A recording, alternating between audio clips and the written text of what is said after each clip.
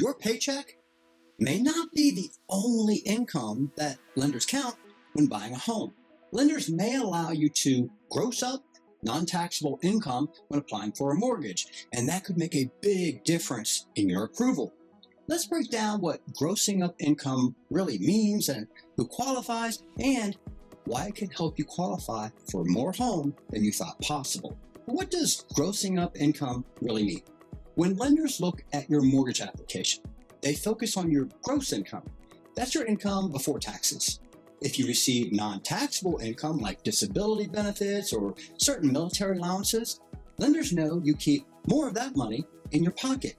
They let you gross up or increase your income on the mortgage application so it shows a better picture of what you can actually afford. Think of it like this. If you're not paying taxes on that income, every dollar goes further than taxable income would. So who can gross up their income? Not all income qualifies, but common types of non-taxable income that can be grossed up include Social Security benefits, certain disability payments, child support or alimony, if it's tax-free, military allowances such as BAH, Basic Allowance for Housing, or BAS, Basic Allowance for Subsistence. Always check with your lender to confirm what's allowable because rules can vary depending on the loan program. So how much can you gross up? Well, here's where it gets interesting.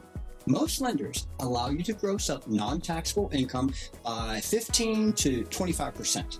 For example, if you receive $1,000 a month in tax-free benefits, your lender might count it as $1,150 to $1,250 for qualifying purposes. That extra bump could improve your debt-to-income ratio and potentially increase the loan amount that you qualify for. Let's look at an example of grossing up income in action. Let's say you make $4,000 per month in taxable income from your job, but you make another $1,500 a month in non-taxable child support. You're looking at a house with a payment of $2,350 per month. Grossing up your income means you're spending 40% of your income on the house payment in the eyes of the lender. Without grossing up, that rises to 43%. A lender with a hard cutoff at 40% wouldn't approve your mortgage without grossing up your income. And here's why it matters for your mortgage approval. When it comes to getting approved, every dollar counts. Grossing up income can strengthen your application by showing higher qualifying income. It can help you meet debt-to-income requirements a lot easier, and it can potentially boost your purchasing power without needing a raise. It won't magically double your income, but it can provide just enough cushion to push your approval over the finish line. If you receive non-taxable income, don't overlook the gross up option. It's one of those behind-the-scenes details that can make a real difference in how much home you can afford. Always talk with your lender early in the process so that they can review your income sources and apply whatever proper adjustments are necessary.